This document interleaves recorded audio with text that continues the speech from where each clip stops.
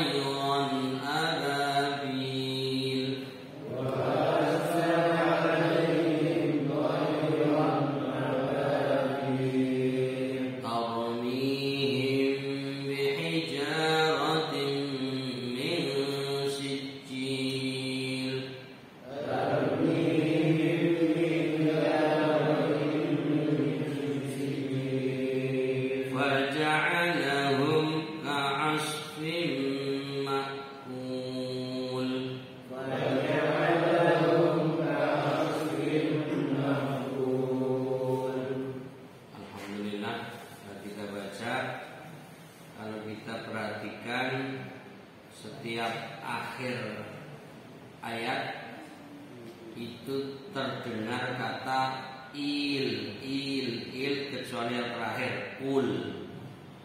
Dengan al-fil, tatlil, ababil, sijil, kecuali yang terakhir makul, tapi tetap huruf lam.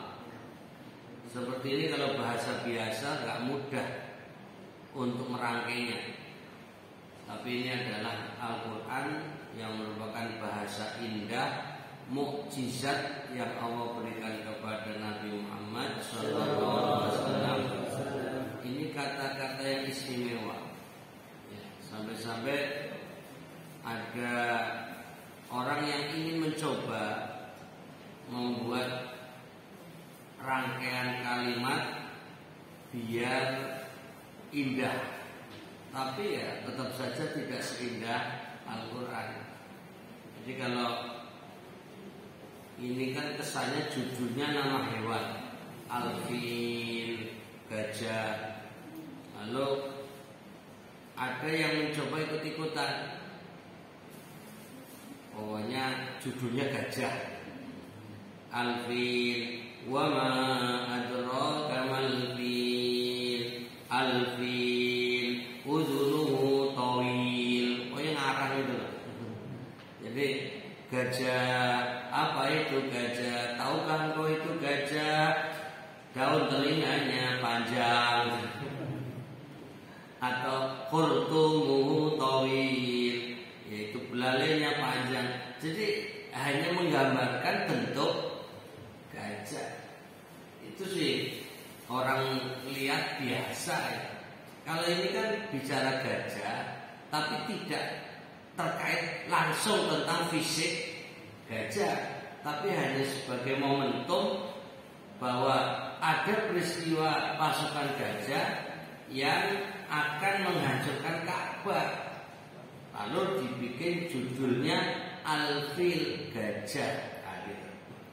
Coba kita baca dulu terjemahannya. Ayat pertama, alam tara.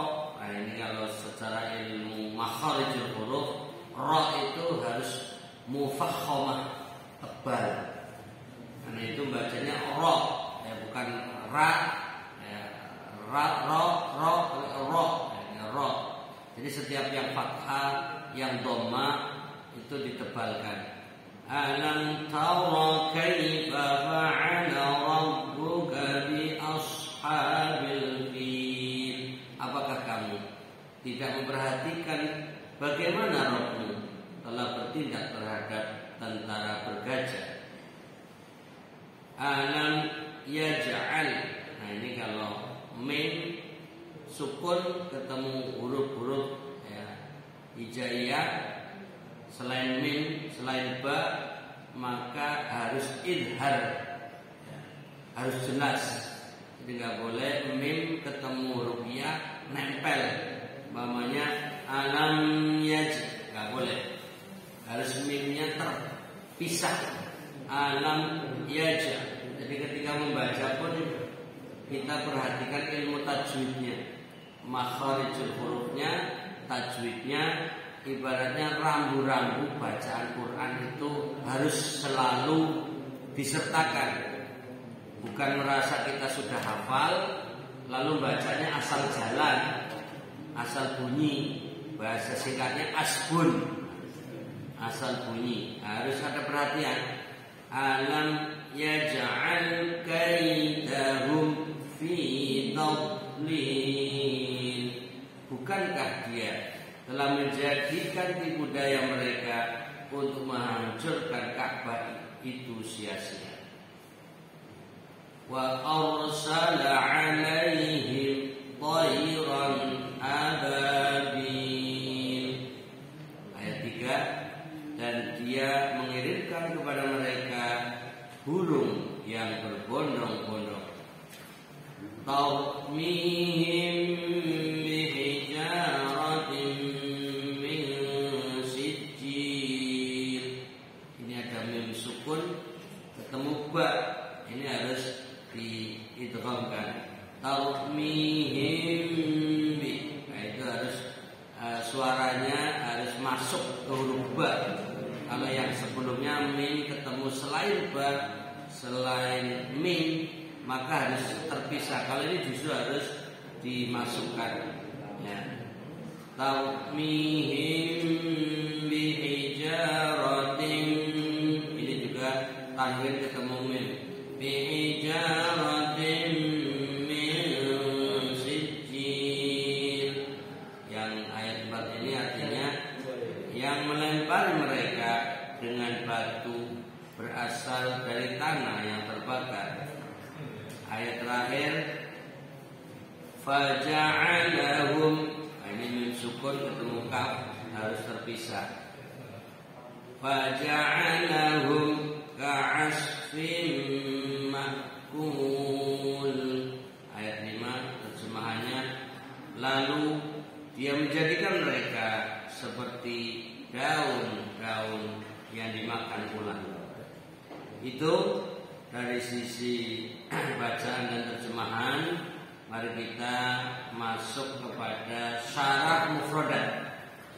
Jadi mengenal kosakata dari ayat atau kata yang ada di surat Al-Fil. Diawali dengan alam, ya.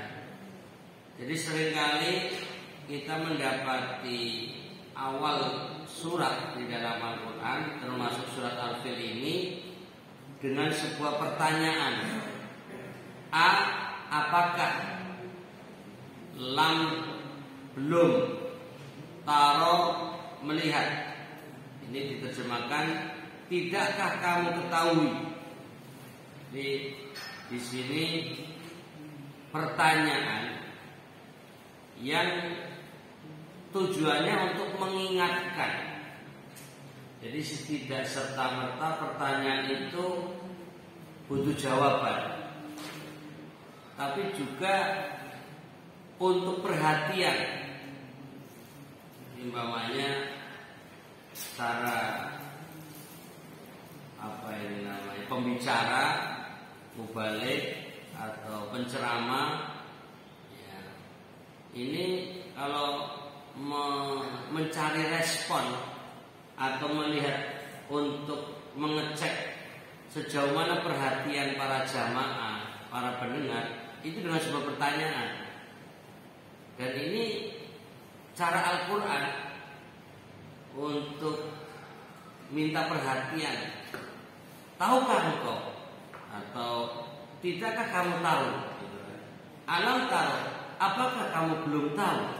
Apakah kamu belum lihat? Nah, ini kan merasa ditanya, karenanya langsung respon, langsung perhatian. Nah, ini adalah pertanyaan Allah yang diajukan kepada Nabi Muhammad SAW. Alam, apakah? Ya. Ini namanya istifham.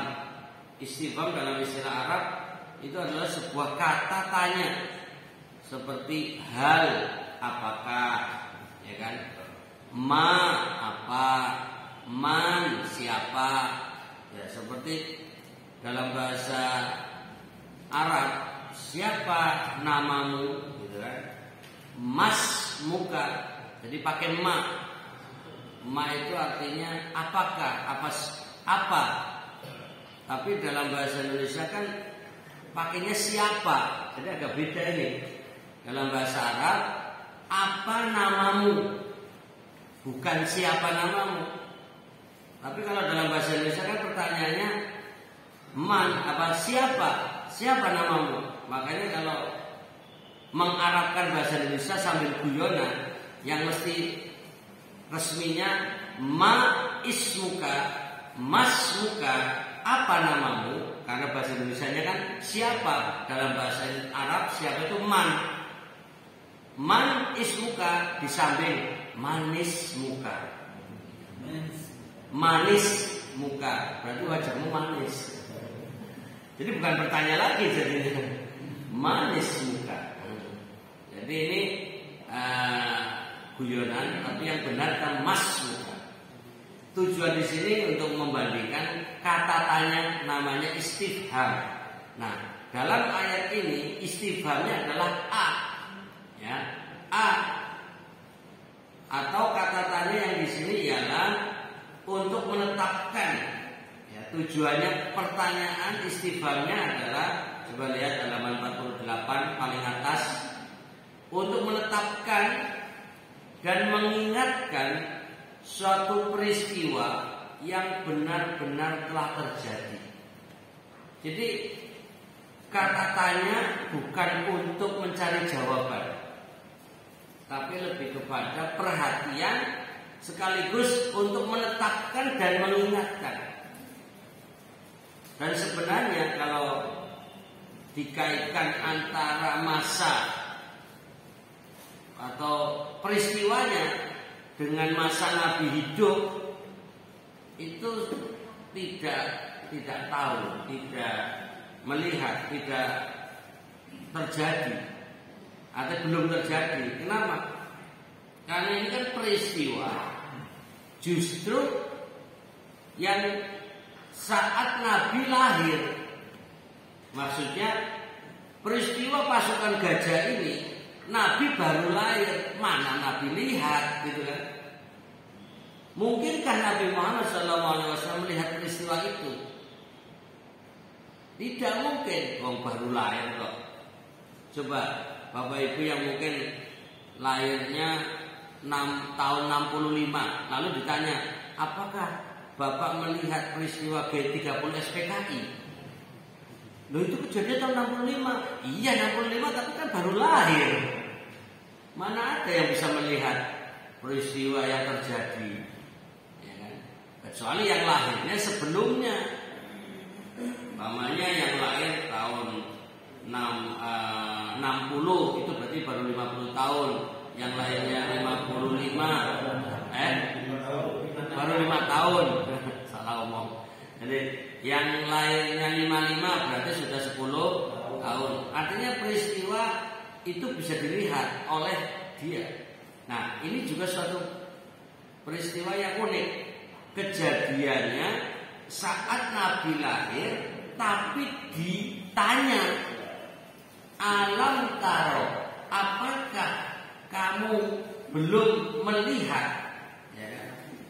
Ya kalau dijawab sesungguhnya, ya belum melihat. Apakah kamu melihat? Ya tidak melihat.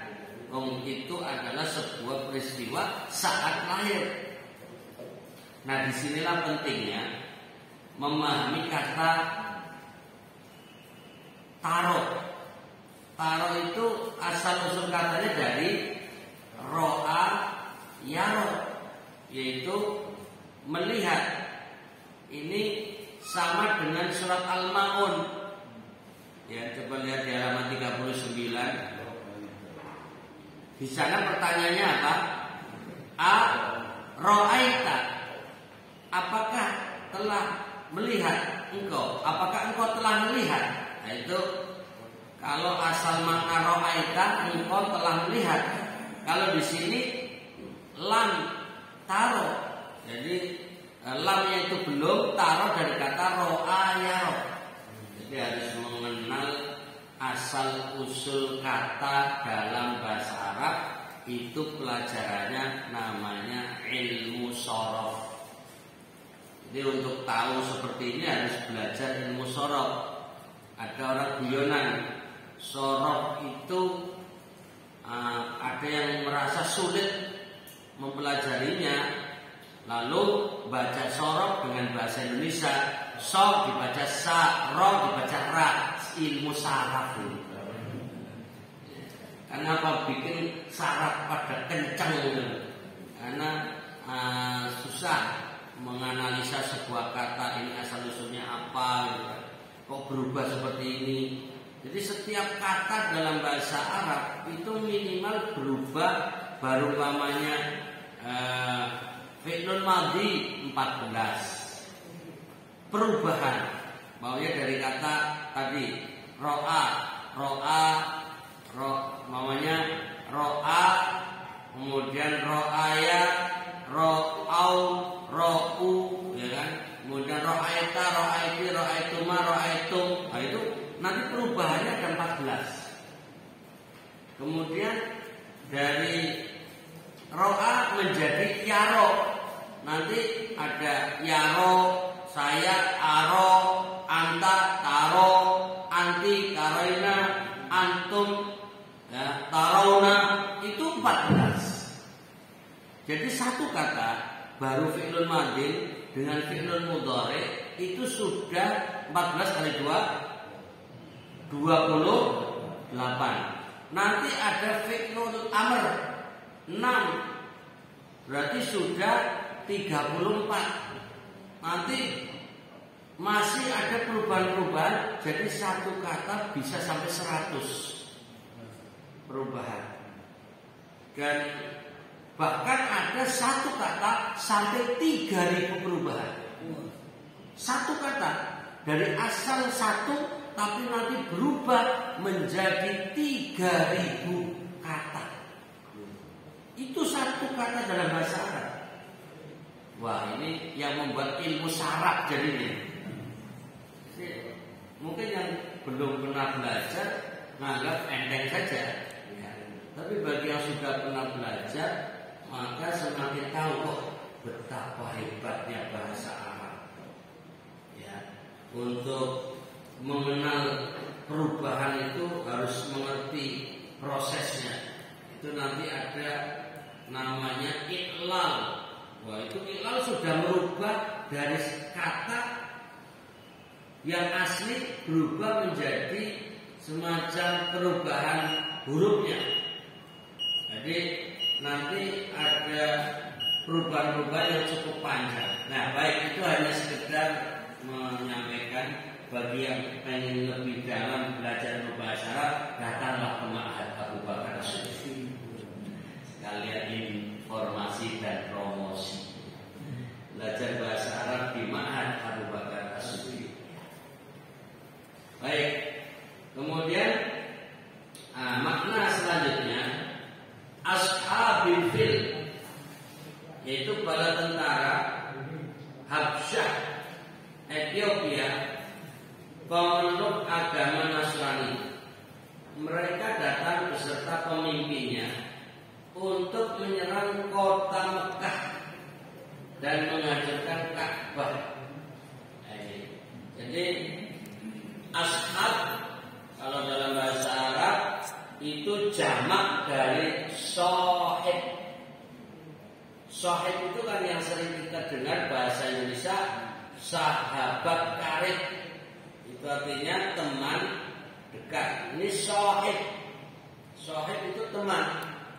Nah, lalu dinisbahkan, ditempelkan kepada kata al-fil, diterjemahkan sebagai pemilik, ya, pemilik gajah.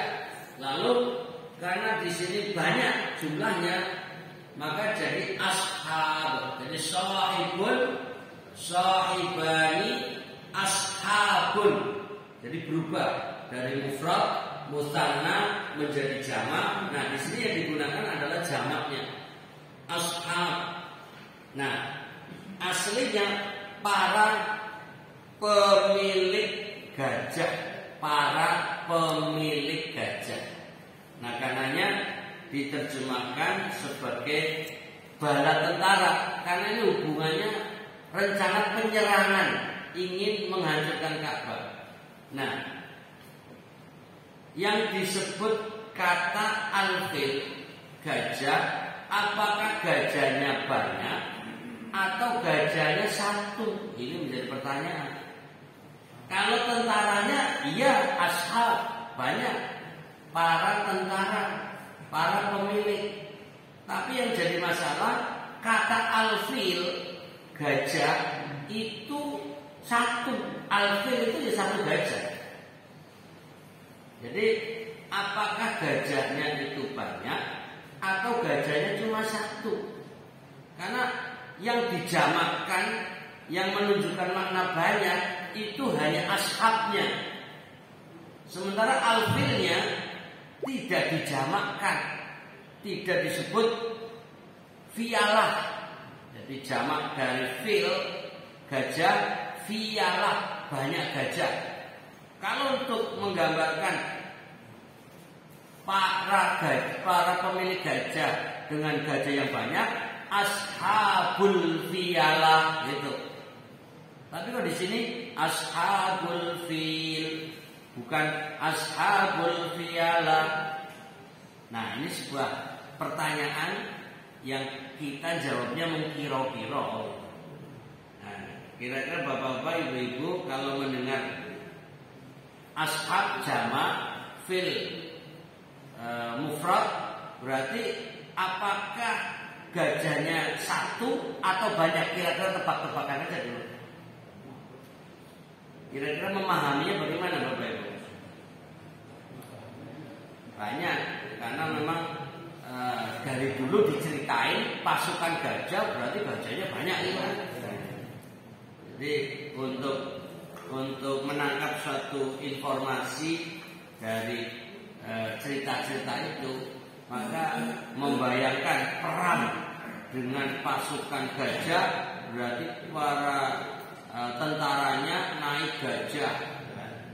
Nah, di sini untuk menggambarkan terlebih dahulu sebelum masuk pada penjelasan-penjelasan lebih lanjut, mestinya melihat apa sih tujuannya. Tujuan membawa gajah. Jadi pada masa itu yang namanya perang ya satu naik kuda, ya naik ya onta pun bisa, onta. Artinya itu perjalanan naik onta. Untuk pertempuran kuda. Jarang perang pakai gajah. Lalu apa sebenarnya menyiapkan gajah? Karena untuk menghancurkan Ka'bah. Jadi ibaratnya itu kendaraan, kalau bahasa sekarang bulldozer gitu. Jadi alat untuk menghancurkan Ka'bah. Karena pakai tangan, yang mau dihancurkan adalah batu, bangunan, kotak, Ka'bah. Nah, Ka'bah itu artinya kotak, kubus. Nah gimana ini? Kalau pakai tangan susah, pakai panah nggak mungkin, pakai pedang tidak bisa, pakai kuda tidak terbiasa, pakai onta nggak mampu, maka satu-satunya alat yang bisa dilatih untuk menghancurkan adalah gajah. Apakah perlu gajah banyak? Nah di sinilah muncul ada yang bilang cuma satu gajah tapi besar dan kuat, sehingga cukup untuk menghancurkan satu bangunan. Ada yang menggambarkan 4, biar setiap sudut nanti ditali atau suruh dihancurkan. Ya. Ada yang bilang 8, tapi fungsi gajah-gajah itu adalah fokusnya untuk menghancurkan Ka'bah, bukan untuk perang gitu loh. Jadi gajahnya itu bukan alat perang, tapi alat persiapan untuk menghancurkan Ka'bah. Makanya di sini kalau kita amati kata Al-Fil, suratnya aja namanya Al-Fil, itu artinya satu gajah atau gajah gitu kan. Nah itu tidak menggunakan namanya surat An-Nisa, surat wanita-wanita gitu kan, pakai jamak. Nah di sini pakai apa itu namanya mufrad, Al-Fil, gajah. Nah ini menjadi sebuah analisa memahami sebenarnya gajahnya banyak atau satu. Nah ini yang kayaknya nggak pernah mikir nih. Karena Bapak Ibu itu hanya hasil informasi dari cerita-cerita yang disampaikan oleh para pencerita. Tapi mari kita amati, kita perhatikan dari makna Ashabul Fil. Ini kan gajahnya sebenarnya cuma sebagai alat untuk penghancur Ka'bah, bukan sebagai tunggangan perang gitu loh. Jadi pasukannya tetap pakai kuda, pasukannya pakai onta, tapi disertai gajah. Itu nanti kalau kisah panjangnya, gajahnya nggak mau jalan. Ketika sudah mendekat wilayah Mekah, itu gajahnya berhenti, duduk, dan membalikkan arah. Kalau gajahnya banyak, ngapain ngurusin satu gajah itu, gitu loh maksudnya. Logika sederhana tanpa fakta. Kalau gajahnya banyak, kenapa ngurusin gajah itu, gitu loh. Ya udah tinggal aja satu, masih banyak dah gajah yang lain. Ini menunjukkan gajahnya cuma satu sebenarnya. Mau di situ bikin emosi, ya Abraha marah-marah, dan Abraha nyuruh pawang gajahnya untuk mengembalikan gajah untuk berdiri, nggak bisa. Gajahnya suruh balik arah, maksudnya menuju ke Mekah, nggak mau, malah balik ke arah Yaman, minta pulang. Gajahnya itu. Nah itu coba nanti bisa diperhatikan kisah tentang Ashabul Fil. Artinya yang saya tekankan di sini, apakah gajahnya banyak atau cuma satu gitu loh. Kalau melihat latar belakang kisah itu berarti gajahnya cuma satu, pasukannya banyak, makanya menggunakan Ashabul fil, pasukan para tentara, bala tentara yang memiliki gajah. Jadi gajah ini hanya untuk menggambarkan simbol bahwa perang itu ada gajahnya. Sampai di sini ada sedikit tambahan informasi atau biasa-biasa saja. Ya sudah, memang merenung sambil ngantuk jadi susah untuk dicerna gitu. Tapi sebaiknya minum dulu, mau minum dulu ya. Mau silakan minum dulu. Waktunya sudah hampir habis masalahnya. Baik, saya lanjutkan dulu kaidahum. Al-kaid adalah tipu muslihat yang dilakukan dengan sembunyi-sembunyi. Makna yang dimaksud ialah niat mereka untuk menghancurkan Ka'bah. Jadi niat, rencana, bukan untuk memerangi masyarakat Mekah. Jadi ini perlu dipahami. Pasukan gajah ini yang dipimpin oleh Abroha tidak ada niat untuk memerangi masyarakat Mekah, penduduk Mekah, tidak. Tapi tujuannya hanya tunggal, satu-satunya tujuan adalah menghancurkan Ka'bah. Makanya Abroha mengirim surat kepada Abdul Muttalib. Abdul Muttalib sebagai ketua suku atau pimpinan tertinggi di Mekah memberitahu, kami akan datang untuk menghancurkan Ka'bah. Bila kalian ingin aman, menyingkirlah. Malah diberi kesempatan untuk pergi. Tapi kalau kalian menghadapi kami, siap-siap merasakan kehancurannya. Bukan hanya Ka'bah yang akan hancur, tapi kalian juga hancur. Maka musyawarah itu Abdul Muttalib. Ada yang punya jiwa kesatria, ayo kita hadapi. Kenapa takut?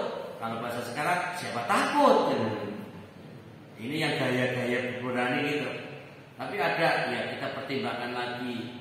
Lalu gimana? Akhirnya diputuskan kita menyingkir.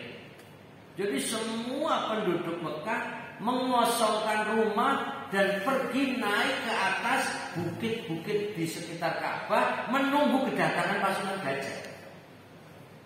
Ingin menyaksikan apa yang akan terjadi dan tujuannya adalah Ka'bah dihancurkan. Jadi kalau melihat kalimat ini akan menyatakan nggak butuh alat perang sebenarnya. Jadi fokusnya alat penghancur Ka'bah saja. Dan Abdul Muttalib dengan penduduk Mekah itu menyingkir, meninggalkan Masjidil Haram, mengosongkan kota Mekah dari dewasa sampai anak-anak. Tidak ada yang berani lagi tinggal di dalam rumah, semua meninggalkan.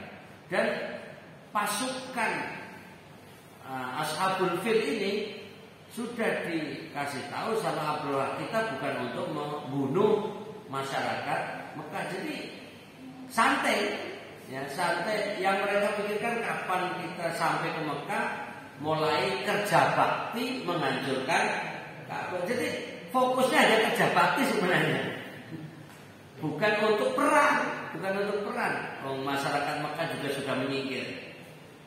Jadi sebenarnya kalau dilihat tidak seram sebenarnya, karena hanya fokusnya akan menghancurkan Ka'bah. Nah disinilah nanti andil Allah di dalam melindungi Ka'bah.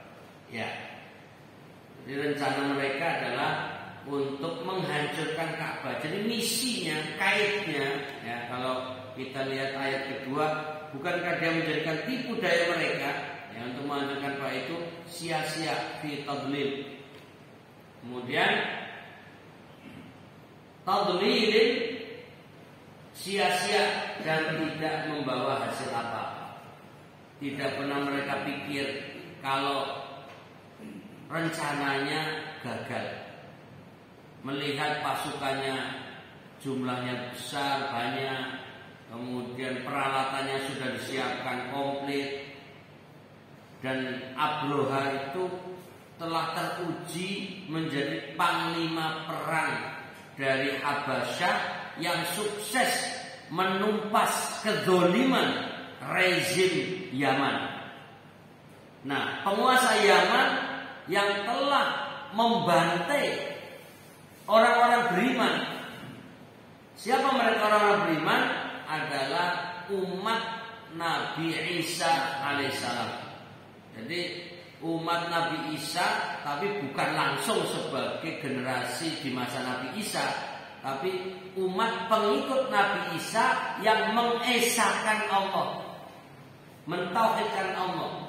Jadi mereka murni orang beriman, lalu dibantai dengan cara dibakar hidup-hidup. Yang itu nanti dalam kisah Ashabul Ukhdud. Bukan Ashabul Udud loh ini. Ashabul Ukhdud. Ini ada orang yang melesetkan. Wah, kita itu sesuai Al-Quran. Kenapa? Ashabul Udud. Itu bukan udud, udud. Ya itu kan pelesetan orang-orang yang suka udud. Nah, ini. Jadi kembali bahwa yang namanya Abroha, panglima perang yang sukses menghancurkan penguasa Yaman yang menzalimi orang-orang beriman, dan itu peristiwa sebelum Nabi Muhammad SAW lahir. Jadi Ashabul Ukhdud sebelum Nabi lahir, Ashabul Fil saat Nabi lahir. Nah, di sini juga sekedar tambahan bahwa lahirnya Nabi Muhammad SAW ya nanti kita lihat pada masa pasukan gajah mau menyerang Ka'bah yang diprediksi pada tahun 571. Ada yang menyebut tahun 570. Nah, kemudian itu Masehi. Kalau melihat dari sisi hari, kita semua ingat harinya Senin. Kemudian dari sisi bulan, terlepas perbedaan pendapat, yang paling populer bulan Rabiul Awal. Ya, tahunnya ini tahun gajah, ya, Amal Fil, tahun gajah yang dikonversi dengan tahun Masehi 571. Jadi hari Senin tanggal 12 Rabiul Awal, ya, tahun gajah. Nah, kalau kita langsung melihat peristiwa nanti, ya kisah-kisah berkaitan dengan hijrah, ternyata Nabi hijrah sampai ke Madinah, khususnya di Kuba, hari Senin. Sampai ke Madinah, waktu itu masih Yasrib, tanggal 12 bulannya Rabiul Awal. Tentu tahunnya satu Muharram, apa itu namanya, 1 Hijriah. Jadi hijrahnya Nabi itu bukan di bulan Muharram. Tapi seringkali kalau tahun baru Hijriah 1 Muharram, orang mengkisahkan tentang hijrah Nabi, padahal nggak ada hubungan sama sekali.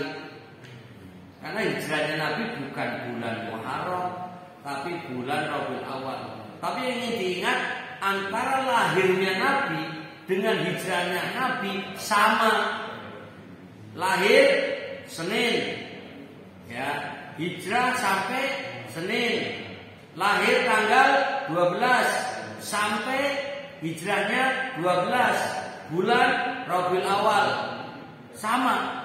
Hijrah bulan Rabiul Awal sampainya. Tentu yang beda tahunnya, nggak mungkin sini tahun lahir, sini tahun hijrah, ya beda. Ya. Itu Nabi ada kesamaan. Yang lebih dahsyat lagi sama adalah wafatnya. Nah ini. Maka bulan Rabiul Awal itu setidaknya ada 3 peristiwa yang harusnya diingat. 1, sebagai bulan lahir.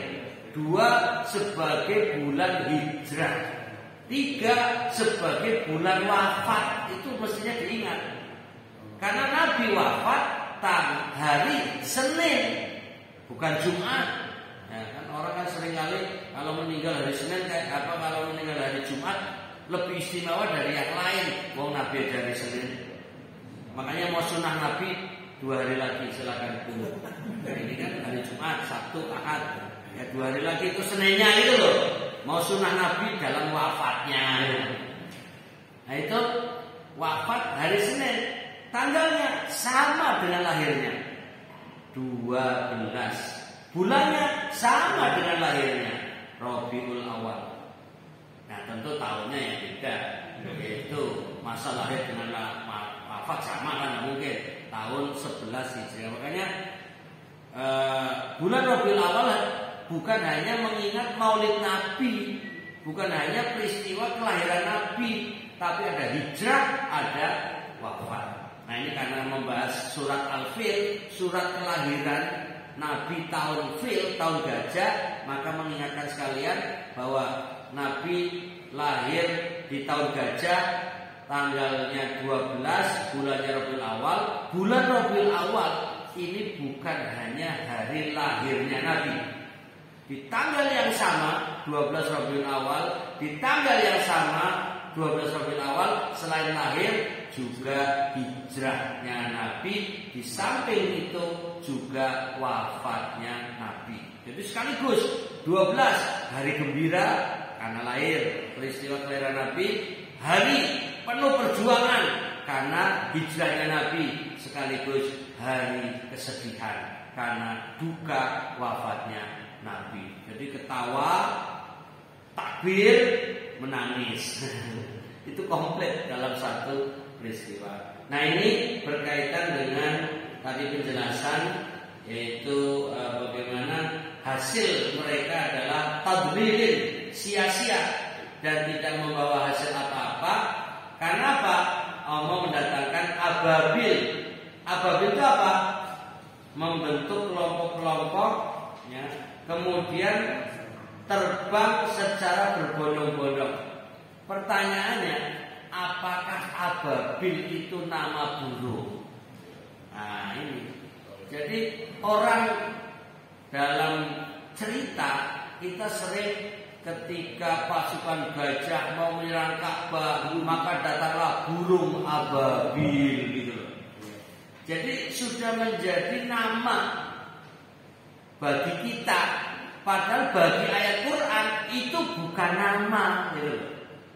Jadi ababil artinya berbondong-bondong. Ini. Jadi kalau kita baca ayat 3, coba wa arsala 'alaihim tayran ababil, dan dia mengirimkan kepada mereka burung yang berbondong-bondong. Maka kalau ada orang bilang burung ababil, burung bondong. Jadi berbondong-bondong. Tapi seringkali kan burungnya apa? Burung ababil.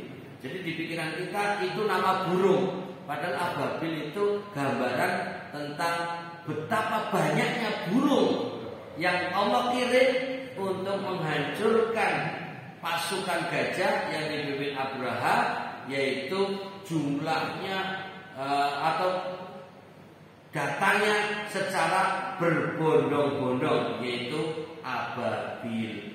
Nah ini biar sesekali mengingat arti kata ababil, yaitu berbondong-bondong. Tapi kalau saya bilang tanpa penjelasan, ababil, apa yang dipikir? Mesti nama burung itu kan?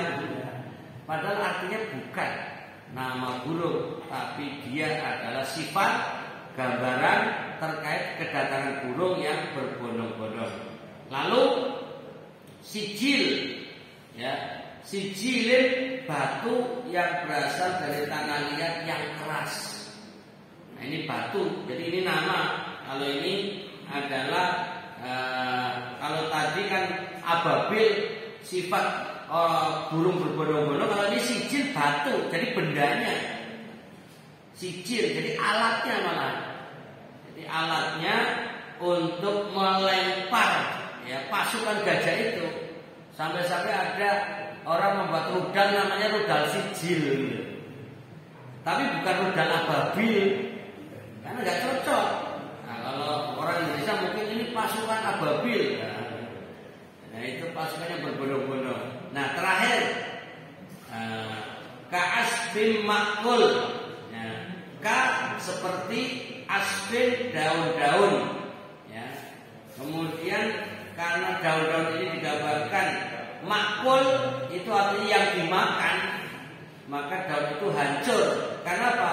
Dimakan oleh ulat atau kepompong atau sebagiannya telah dimakan oleh ternak. Jadi itu menggambarkan pasukan gajah, orang-orang yang terkena lemparan sijil batu itu kayak ketembus peluru. Jadi hanya bolong-bolong, berlobang-lobang, akhirnya lemah, berjatuhan, dan jumlah pasukannya banyak pada tergeletak seperti daun yang jumlahnya banyak tapi berlobang-lobang, lemes semua. Coba kita amati antara daun yang utuh dengan daun yang berlobang-lobang. Tapi ini bukan daun sekarang tadi janda bolong, ini bukan daun janda bolong ini. Wah ini. Jadi kalau kita gambarkan janda bolong diharapkan asfin makul gitu aja. Ini bahasa guyonan. Ini daun apa? Asfun makul gitu. Atau ka'asfin makul biar komplit ayatnya. Ka'asfin makul ini daun apa? Ka'asfin makul. Kok apa dengan sampil? Daun-daunnya bolong-bolong. Bagaikan makan ulat itu. Jadi itu apa? Karena kita digiring ke sebuah nama daun yang kemudian harganya masya Allah dipermainkan. Kalau dulu ada daun gelombang cinta gitu. Ya, terus pokoknya masyarakat kita itu mudah dikerjain. Pokoknya hobinya suka dibohongin pokoknya. Siapapun yang bohongi percaya itu. Mau temen ya, mau ya, pemimpin siapa, kita itu rakyat-rakyat yang suka dibohongi ya, masyarakat yang mudah dibohongi gitu. Nah, mudah-mudahan kita terjaga dari itu semuanya. Amin. Ini baru kosakata. Waktunya sudah habis. Ya, demikian Bapak Ibu sekalian. Ya, saya baca terakhir saja dengan cepat makna keseluruhan. Untuk memahami secara keseluruhan kita baca di sini, sesungguhnya kamu, hai Muhammad, telah mengetahui apa yang telah dilakukan oleh Rabb-Mu terhadap tentara bergajah, yaitu mereka yang bermaksud untuk menyerang Baitullah. Maka Allah mematahkan tipu daya mereka sehingga mereka tidak dapat sampai ke Baitullah dan tidak pula dapat mencapai apa yang mereka maksudkan. Allah mengirimkan atas mereka burung-burung yang berbondong-bondong, toiron ababil, yang masing-masing membawa batu, yaitu sijil dari tanah liat yang mengering, lalu melemparkannya kepada mereka sehingga mereka binasa. Allah telah menjadikan mereka bagaikan daun-daun yang telah kering dan dimakan ulat, atau ka'asfin makul, atau kepompong, atau sebagiannya dimakan oleh ternak. Demikian Bapak Ibu sekalian,